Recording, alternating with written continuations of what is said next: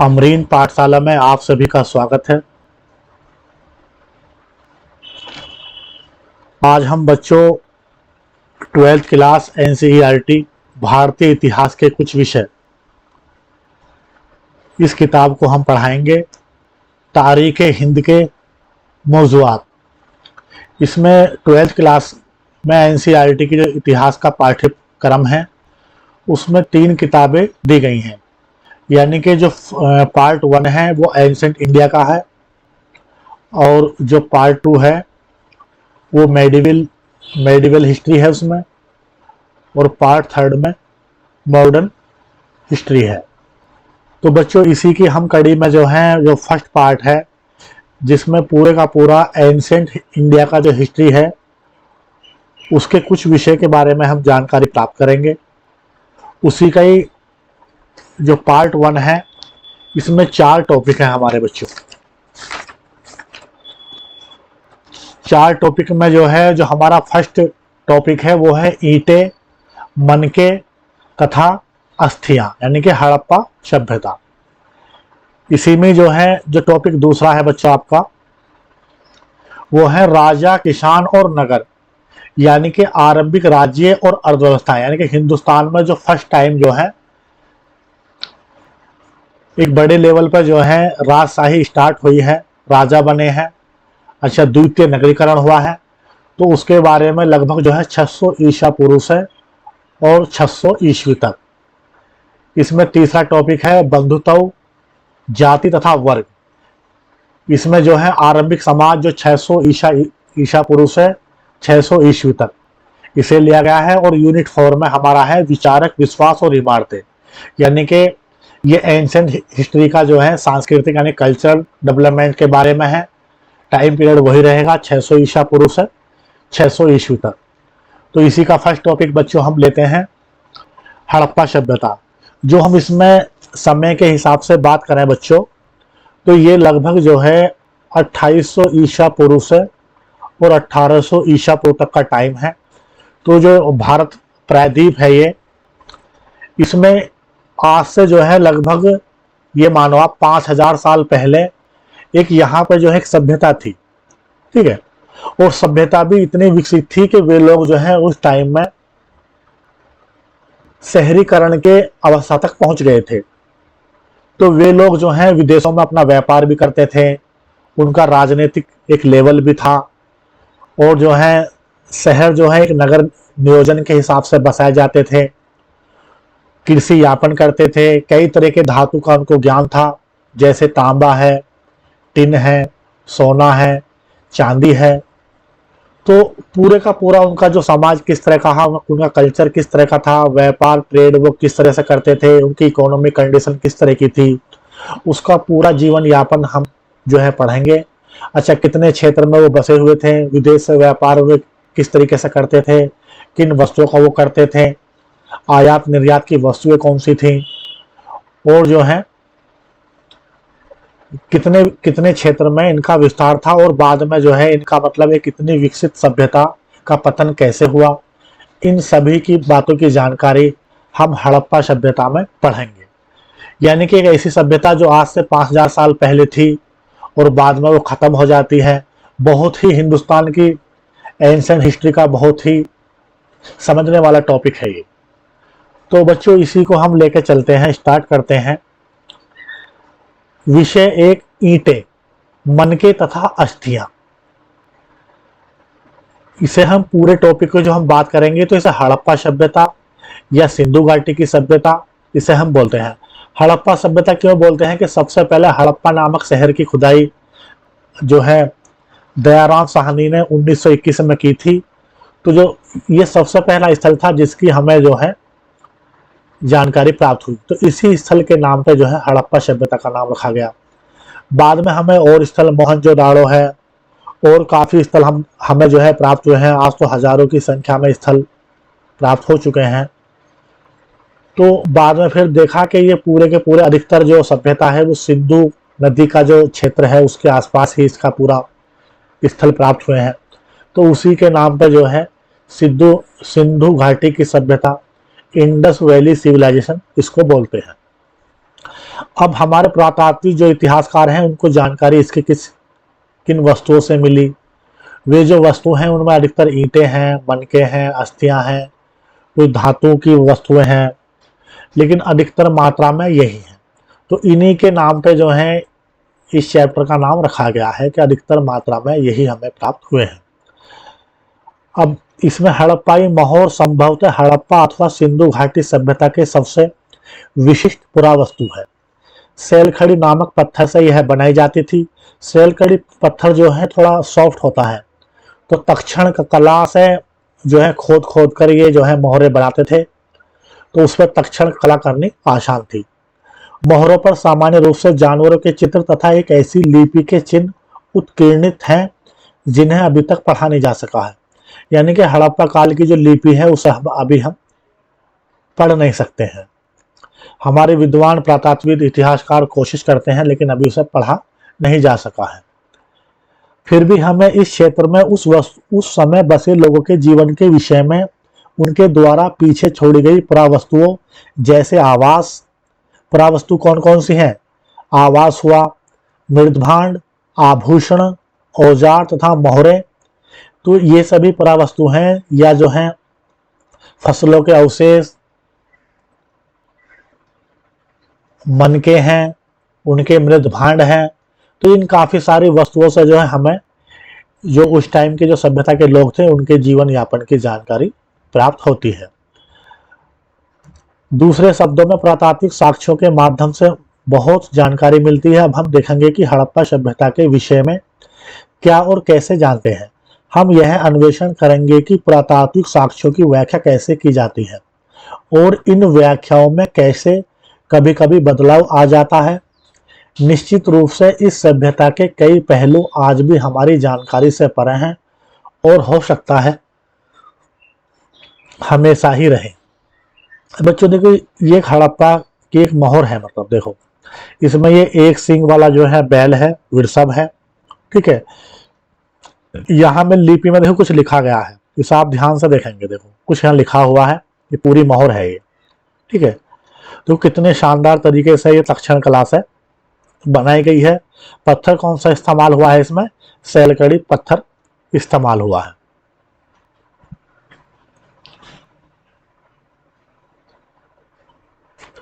पारिभाषिक शब्द, स्थान तथा काल।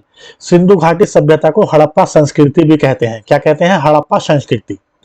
और पुरातात्विक संस्कृति शब्द का प्रयोग पुरावस्तुओं के ऐसे समूह के लिए करते हैं जो एक विशिष्ट जीवन शैली के होते हैं, यानी कि जिनकी एक विशिष्ट जीवन शैली होती है, उसके लिए जो हम क्या बोलेंगे, संस्कृति शब्द का यूज करते हैं। और सामान्यतः एक साथ एक विशेष भौगोलिक क्षेत्र तथा कालखंड से संबंध पाए जाते हैं। हड़प्पा सभ्यता के संदर्भ में इन विशिष्ट पुरावस्तुओं में मोहरे, मनके, बाट, पत्थर के फलक बच्चों आपको हम बताएंगे। पत्थर के फलक होते हैं, उस टाइम के जो मानव हैं वे जो हैं पत्थर के औजारों का यूज करते थे। तो पत्थर के औजार जो पुरा पाषाण काल में है वे जो हैं बहुत बड़े आकार के हैं। मध्य पाषाण काल में वे जो हैं सूक्ष्म, यानी कि जो हैं माइक्रोलिथ उपकरण है पत्थर के। तो इसी टाइम में जो है ये फलक के पत्थर के जो है फलक के औजार हमें प्राप्त होते हैं। तो फलक के औजारों का मतलब क्या है? यानी कि जो हमारे उपकरण हैं चौड़ाई की अपेक्षा लंबाई जो है दुगनी होगी, चौड़ाई की अपेक्षा लंबाई दुगनी होगी, तो उसे जो है बनाए जाते हैं पत्थर के, तो पत्थर के फलक बोलते हैं। पकी हुई ईंटें सम्मिलित हैं। ये वस्तु अफगानिस्तान, जम्मू एंड कश्मीर, बालूचिस्तान जो पाकिस्तान में है, सिंध जो सिंध का इलाका है, सिंध का वेस्ट ईरान से लगा हुआ, तथा गुजरात जैसे क्षेत्रों से मिली हैं जो एक दूसरे से लंबी दूरी पर स्थित है। इस सभ्यता का नामकरण हड़प्पा सभ्यता नामक स्थान जहां यह संस्कृति पहली बार खोजी गई थी के नाम पर किया गया है। इसका काल निर्धारण 2600 ईसा पूर्व से 1900 ईसा पूर्व के बीच में किया गया है। इस क्षेत्र में सभ्यता के पहले और बाद में भी संस्कृतियां अस्तित्व में थी, जिन्हें क्रमशः आरंभिक तथा परवर्ती हड़प्पा कहा जाता है। इन संस्कृतियों से हड़प्पा सभ्यता को अलग करने के लिए कभी कभी इसे विकसित हड़प्पा संस्कृति भी कहा जाता है। देखो, पूरा पाषाण काल है, उसके बाद में मध्य पाषाण काल यानी कि जो है होलोसीन युग की शुरुआत होती है। उससे जो पहले का युग है वो प्लेस्टोसीन युग है, यानी कि जलवायु बहुत ठंडी है और अधिकतर जमीन के हिस्सों पर जो है बर्फ जमी हुई है। जलवायु बहुत ठंडी है। जो छोटे जानवर हैं, पेड़ पौधे हैं, इनकी मात्रा बहुत कम है। वर्षा भी कम होती है। लेकिन लगभग जो है 1200 ईसा पूर्व में होलोसीन युग की का जो है शुरुआत होती है, यानी कि जलवायु बहुत गर्म हो जाएगी और गर्म जलवायु होने पर जो है वर्षा की बर्फ जो धरती पर जमी हुई है वो जो है थोड़ा जो है पिघल जाएगी। पेड़ पौधे घास की मात्रा बहुत अधिक धरती पर उग आएंगे और जो छोटे जानवर हैं, चरने वाले जानवर हैं, हिरन हैं, भैंस हैं, ठीक है, खरगोश हैं, इन सब भेड़ बकरी हैं, इन सब की मात्रा बहुत अधिक अवस्था में जो है हो जाएगी। तो यहीं से जो है पशुपालन का स्टार्ट होगा मध्य पाषाण काल में। फिर मध्य पाषाण काल 12,000 ईसा पूर्व से लगभग जो है 700 ईसा पूर्व तक, 7,000 ईसा पूर्व तक, 7,000 ईसा पूर्व से लगभग 3500 ईसा पूर्व तक जो है नवपाषाण काल है। फिर जो है 3500 या 4,000 ईसा पूर्व से 2800-2900 ईसा पूर्व तक ताम्र पाषाण काल है, यानी कि तांबे और पाषाण की यानी कि पत्थर के वस्तुओं के औजारों का यूज इस टाइम पीरियड में लगभग 1000 साल हुआ है, तो उसके नाम पर रख दिया गया है। फिर 2800 ईसा पूर्व से और 1800 ईसा पूर्व तक लगभग 1000 सालों का जो टाइम पीरियड है इसे बोलते हैं कांस्य युगीन सभ्यता, यानी कि इस टाइम पीरियड के जो हमारे लोग हैं वे तांबा प्लस टिन, इन दो धातुओं के बारे में बहुत बहुत अच्छे से जानते हैं और इन्हीं के औजारों का यूज करेंगे। इन दोनों को मिक्स करके एक धातु बनेगी आपकी जो है कांस्य यानी कि ब्रॉन्ज। तो इसे जो है हम कांस्य युगीन सभ्यता भी बोलते हैं। समझे बच्चे? सभ्यता क्यों बोलते हैं? सभ्यता जो है संस्कृति से जो है एक बड़ा शब्द है, यानी कि एक लंबे टाइम पीरियड तक जो है एक भौगोलिक एक विशेष कालखंड हो और जो वहाँ के जो जीवन यापन करने वाले लोग हैं उनकी जीवन शैली एक विशिष्ट हो और एक बहुत बड़े भाग पर हो, एक लंबे टाइम तक हो, उसे जो है सभ्यता या संस्कृति बोलते हैं।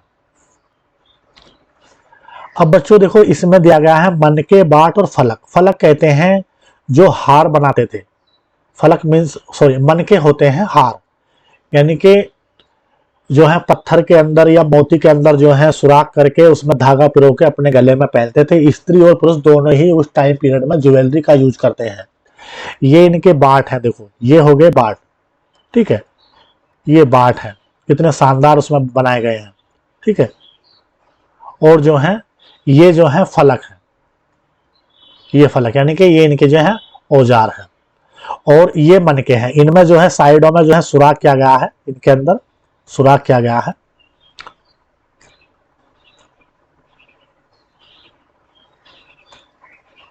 ठीक है बच्चों, अब इसमें आगे चलते हैं हम। अब इस सभ्यता का विस्तार कहां से कहां तक है? देखो, यदि हम नॉर्थ की बात करेंगे तो ये मांडा जो है जम्मू एंड कश्मीर में चेनाब नदी है उसके तट पर है मांडा स्थल। ये बच्चों ये सबसे हड़प्पा सभ्यता का सबसे नॉर्थ का स्थल है। इसके बाद में जो है सबसे वेस्ट का स्थल है सुदकांगडोर, एक दाश्क नदी है, इसके किनारे पे है। ये पाकिस्तान का बलूचिस्तान का इलाका है, ठीक है। ये जो है इसका सबसे जो है ईस्ट का पॉइंट हो जाएगा गंगा यमुना के डेल्टा में, उत्तर प्रदेश में मेरठ एक जगह है, तो वहां पे एक नदी बहती है हिंडन नदी, यमुना की सहायक है, ठीक है। तो यहाँ पे एक जगह है आलमगीर, आलमगीर, ठीक है। तो इसका पूर्वी भाग जो है ये हो जाएगा, पूर्वी वाला भाग, ईस्ट वाला ये हो जाएगा, समझ रहे हो बच्चों।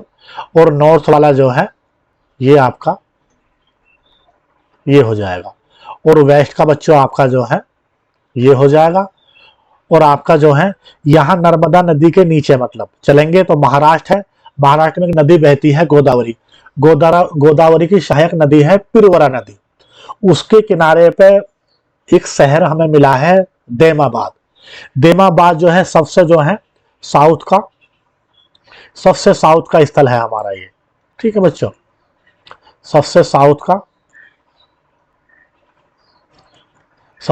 का हमारा स्थल है ये, ठीक ठीक है बच्चों, ये अब हम इसमें देखते हैं सुफ्तांग डोर है, तो ये हमारा जो है बलूचिस्तान में है। अब किस स्थल से क्या चीज प्राप्त हुई है इसका हम आगे डिस्कस करेंगे। यहाँ हम जो है जो स्थल हैं उनका रेफरेंस देते हैं, कौन सा स्थल कहाँ पे है। ठीक है बच्चों, अब ये आमरी और बालाकोट है। यहाँ पे एक स्थल और है जिसमें दिया नहीं है, मेहरगढ़। तो ये जो है ये बलूचिस्तान में ही आते हैं। आमरी है, बालाकोट है और मेहरगढ़ है। मेहरगढ़ वो स्थल है जहाँ सबसे पहले जो है हमें नवपाषाण काल में कृषि यापन के सबसे पहले साक्ष्य प्राप्त हुए हैं मेहरगढ़ से। ठीक है, फिर यहाँ पे ये मोहनजोदाड़ो है। मोहनजोदाड़ो जो है यहाँ पे हमें एक बहुत बड़ा स्नानागार प्राप्त हुआ है। जो इसकी नगर योजना है वो बहुत मतलब जो है आला दर्जे की है।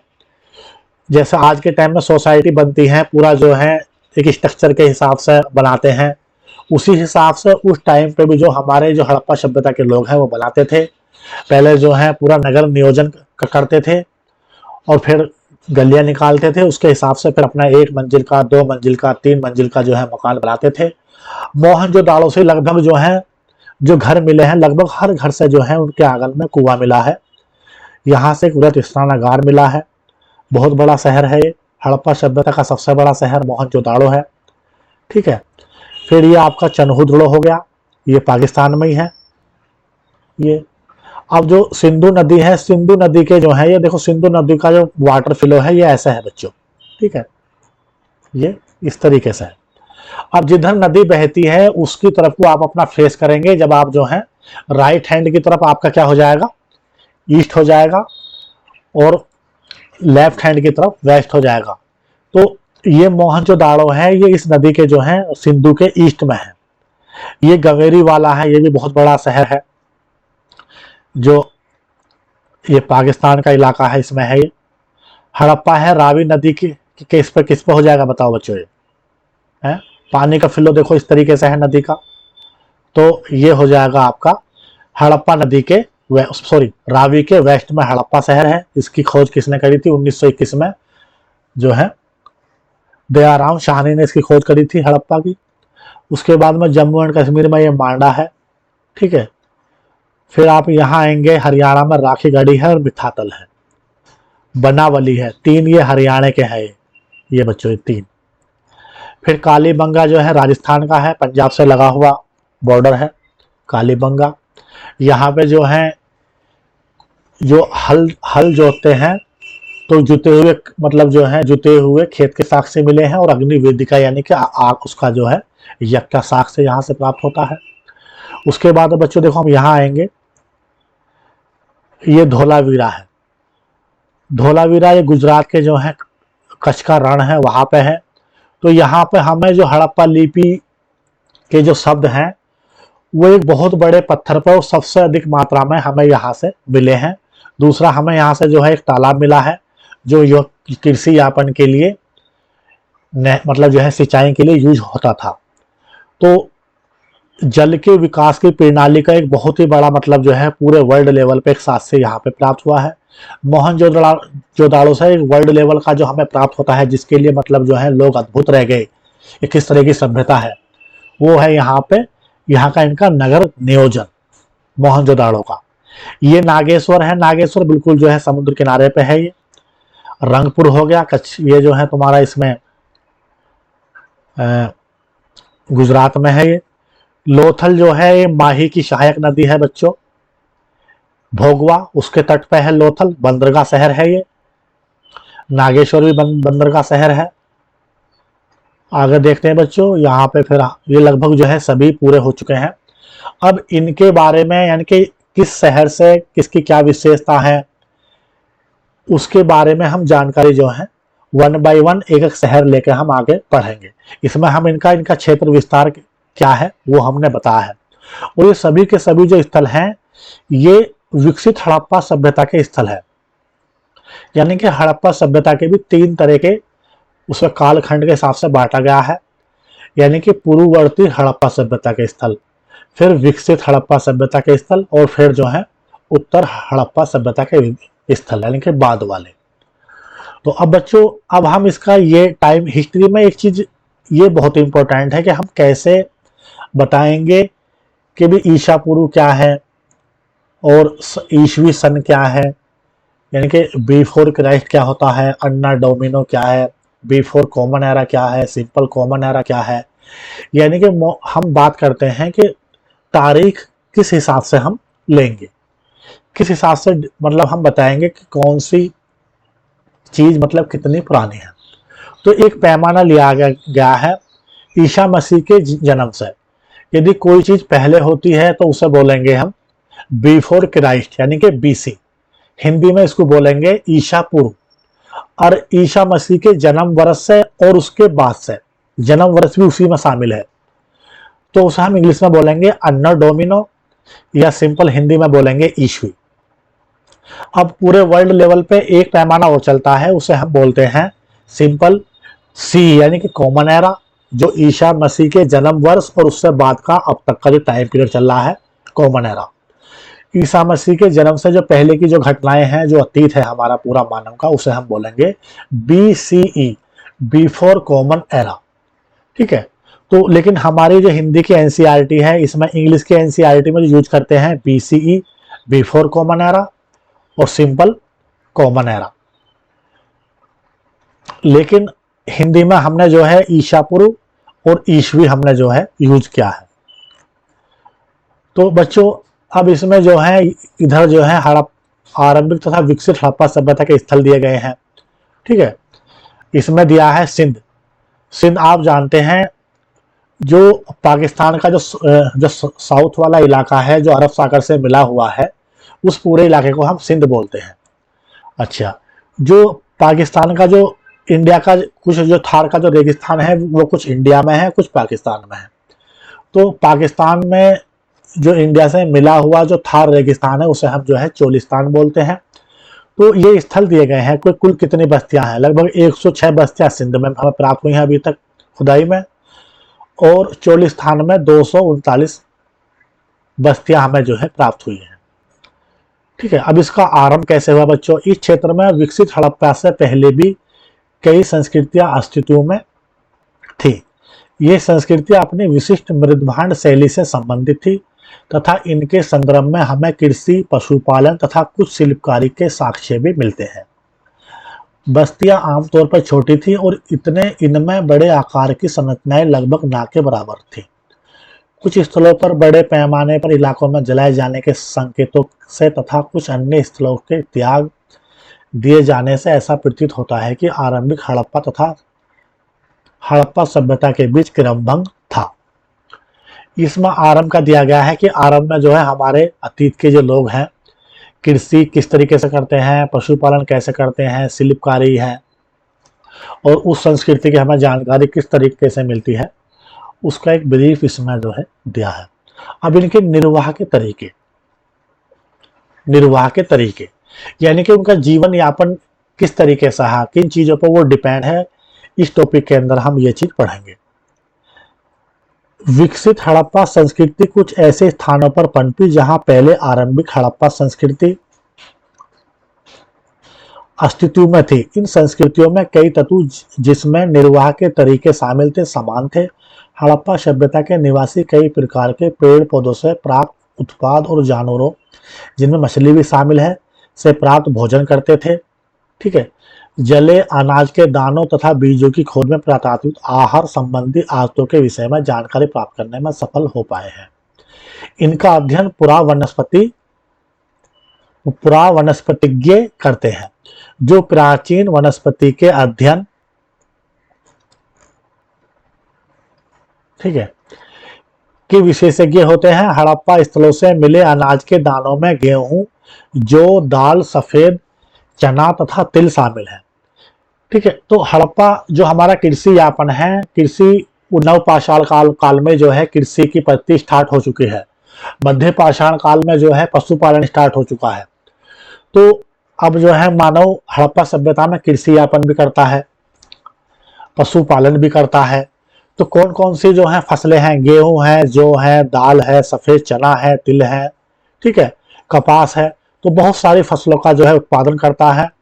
बाजरा है, ज्वार है, इन सभी का जो है यूज करता है।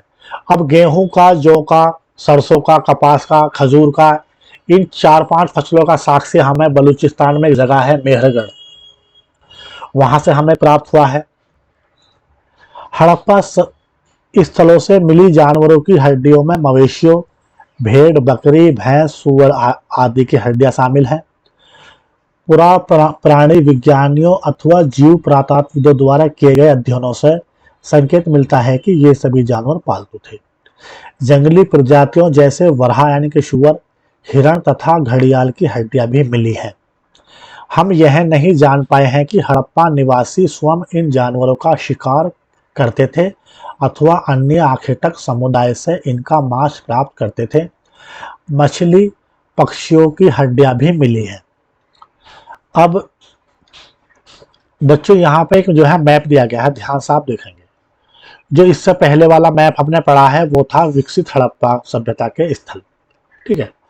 यहाँ पे दिया है आरंभिक हड़प्पाई संस्कृति के क्षेत्र, यानी कि जो शुरुआत में है, जो हमारी कांस्य युगीन सभ्यता है उसके शुरुआत के स्थल कौन कौन से हैं। तो आमरी है, नाल है, दोनों बलूचिस्तान पाकिस्तान में है बच्चों। ये कोट दीजी है, ठीक है, पाकिस्तान में है। दम सादात है, और जो है हमारा ये सिसवल है हरियाणा में, ठीक है। ये स्थल है, ये जो है तो आरंभिक हड़प्पा संस्कृति के स्थल है। यानी कि लोकेशन बच्चों आप ध्यान रखेंगे, सीधा सवाल पूछा जाता है। अब कृषि टेक्निक क्या है, एग्रीकल्चर तकनीक उनकी किस तरह की है, ये जीवन निर्वाह के अंदर ही हम जो है पढ़ेंगे बच्चों। हालांकि अनाज के दानों से कृषि के संकेत मिलते हैं, पर वास्तविक कृषि विधियों के विषय में स्पष्ट जानकारी मिलना कठिन है। क्या जुते हुए खेतों में बीजों का छिड़काव किया जाता था? मोहरों पर किए गए रेखांकन तथा मृण मूर्तियां यह इंगित करती हैं कि वृषभ के विषय में जानकारी थी। वृषभ कहते हैं बैल को। बच्चों एक शब्द हम आपको इसकी मीनिंग बताते हैं। मृण मूर्तियां, टेराकोटा, मिट्टी की मूर्ति, ये सब एक ही है।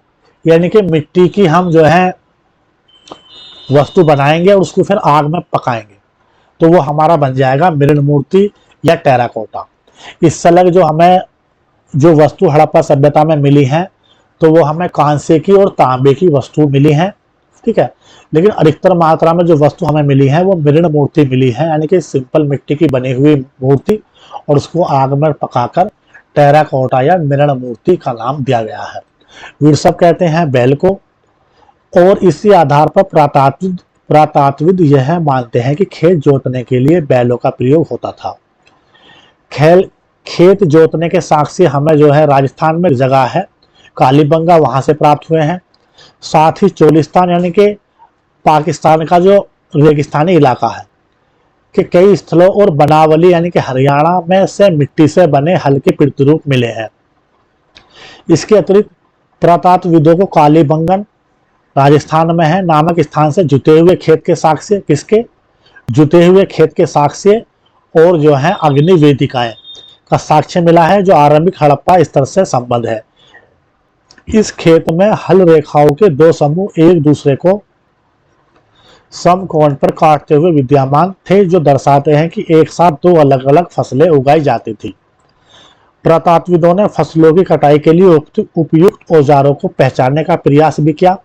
क्या हड़प्पा सभ्यता के लोग लकड़ी के हत्थों में बिठाए गए पत्थर के फलकों का प्रयोग करते थे? बिल्कुल सही बात, करते थे, हाँ। फिर वे धातु के औजारों का प्रयोग करते थे। दोनों ही औजारों का प्रयोग ये लोग करते थे। अधिकांश हड़प्पा स्थल अर्शुष्क क्षेत्रों में स्थित है, जहां संभवतः कृषि के लिए सिंचाई की आवश्यकता पड़ती होगी।